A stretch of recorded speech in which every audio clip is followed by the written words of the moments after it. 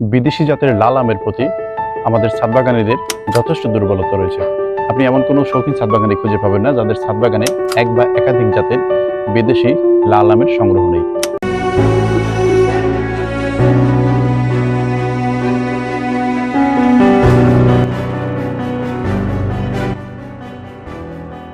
আমার ছাদ বাগানে মোট 5টি লাল জাতের বিদেশি আমের সংগ্রহ রয়েছে। গত বছর 4টি গাছে ফল দিয়েছে এবং এবছর আরো একটি নতুন বিদেশি জাতের লাল আমের যে সংগ্রহ রয়েছে সেটিতেও ফল দিয়েছে। আজকের সেই নতুন বিদেশি জাতটি নিয়ে আপনাদের সাথে কথা বলবো। সেই আমটির স্বাদ কেমন, সেটা খেতে কেমন, কতটা মিষ্টতা রয়েছে এবং সেই আমটির সার্বিক খুঁটিনাটি বিষয় নিয়ে আপনাদের সাথে আজকের গুরুত্বপূর্ণ আলোচনা হবে। বন্ধুরা, তাই ভিডিওটির সাথেই থাকুন। গত বছর আমার ছাদ বাগান থেকে আমি 4টি লাল জাতের বিদেশি আমের ফলন পেয়েছিলাম: Miyazaki, king of Chakapat, American red Palmer এবং চিয়াংমাই। এই বছর আরও একটি নতুন জাত আমার সংগ্রহে যুক্ত হয়েছে এবং সেই গাছটিতে এবার এটি প্রথম ফল দিয়েছে। এই জাতটির উৎপত্তি নিয়ে দুই ধরনের আলোচনা আছে। কেউ বলছেন ইন্ডিয়া, আবার কেউ বলছেন থাইল্যান্ড।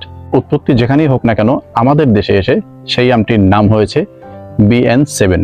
বন্ধুরা, আমার BN7 জাতের একটি গাছ রয়েছে এবং সেই গাছটিতে এবারই প্রথম একটি ফল দিয়েছে। BN7 নামে সেই পরিপক্ক আমটি আজকের কেটে আপনাদের সাথে সেটা রিভিউ শেয়ার করব। চলুন বন্ধুরা, আমটা কেটে দেখি যে ভিতরে আসলে কি অবস্থা।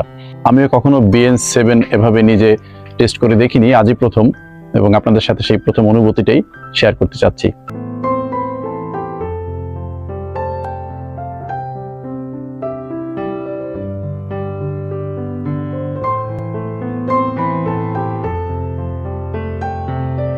আমার হাতে এই যে লাল টকটকে আমটি দেখতে পাচ্ছেন, এটি কিন্তু BN7 এবং এটির ওজন হয়েছে 222 গ্রাম।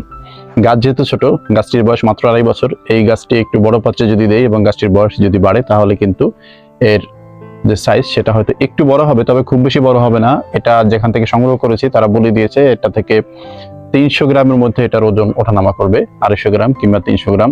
সেটা কিন্তু মোটামুটি ভালো কোয়ালিটির একটি ওজন, কেননা 3টা অথবা 4টা আমে যদি 1 কেজি হয়ে যায় সেটা কিন্তু মোটামুটি ভালো জাতের আম। ঘ্রাণ শুকে মনে হচ্ছে এটা ভালোই হবে, কেননা চমৎকার মিষ্টি একটি ঘ্রাণ এর থেকে আমি এখনই পাচ্ছি। যাই হোক, কেটে দেখি কি অবস্থা। ভিতরটা একেবারে হলুদ। এই যে মাছ বরাবর কাটতে চাই, এটি যেহেতু প্রথম, কাটতে গিয়ে একটু আশালো মনে হচ্ছে, তবে প্রচুর রস রয়েছে। এই যে রস রয়েছে প্রচুর, এই হচ্ছে, এই যে রস পড়ছে, বেশ ভালো পরিমাণে রসালো। এবং এই যে ভেতরটা দেখতে পাচ্ছেন নিশ্চয়ই, একেবারে হলুদ। তবে অন্যান্য বিদেশি আমের থেকে এটাতে আমার মনে হচ্ছে রসের পরিমাণটা বেশ অনেকটাই বেশি। একটু সাবধানে কাটতে হবে। এবার দেখা যাক বীজের কি অবস্থা। বীজটা কিন্তু পাতলাই বলা চলে, খুব বেশি পুরো নয়। যে বীজ একেবারেই পাতলা। এটাতে কতটা মিষ্টতা রয়েছে সেটা আসলে টেস্ট না করলে বোঝা যাবে না। ঘ্রাণ যতই মিষ্টি হোক, একটু টেস্ট করে দেখি কি অবস্থা। প্রচুর রস বেয়ে বেয়ে পড়ছে। এই হলো অবস্থা। এই ছোট্ট এক পিস টেস্ট করে দেখা যাক। বিসমিল্লাহ। মিষ্টতার কথা আসলে বলে বোঝানো যাবে না,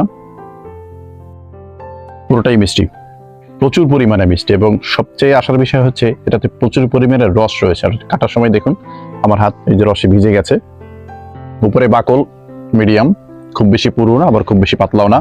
কিছুটা আঁশ রয়েছে, এটা কিছুটা আঁশযুক্ত। আপনারা যারা আমেরিকান রেড পালমার আম খেয়েছেন তারা হয়তো বুঝবেন যে আসলে আমেরিকান রেড পালমারও কিন্তু কিছু আঁশ থাকে, এটা তো কিছু আঁশ রয়েছে।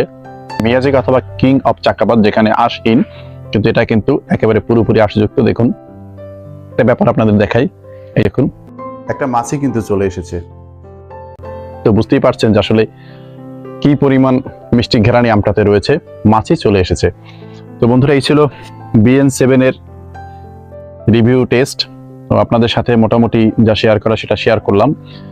প্রচুর মিষ্টতা রয়েছে এবং ভক্ষণযোগ্য অংশ মোটামুটি 80 থেকে 85 ভাগ, সামান্য আঁশযুক্ত মিষ্টতা নিয়ে কোনো সন্দেহ নেই, প্রচুর পরিমাণে মিষ্টি। এটা টিএসএস 22-এর উপরে চলে যাবে, 22-এর উপরে হবে এটা টিএসএস।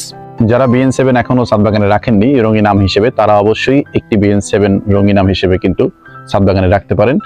এটি যথেষ্ট ভালো জাতের একটি আম এবং আমার মনে হচ্ছে যে সামনের দিনগুলিতে এই BN7 একটি সাকসেসফুল কমার্শিয়াল ভ্যারাইটি হিসেবে আত্মপ্রকাশ করতে চলেছে।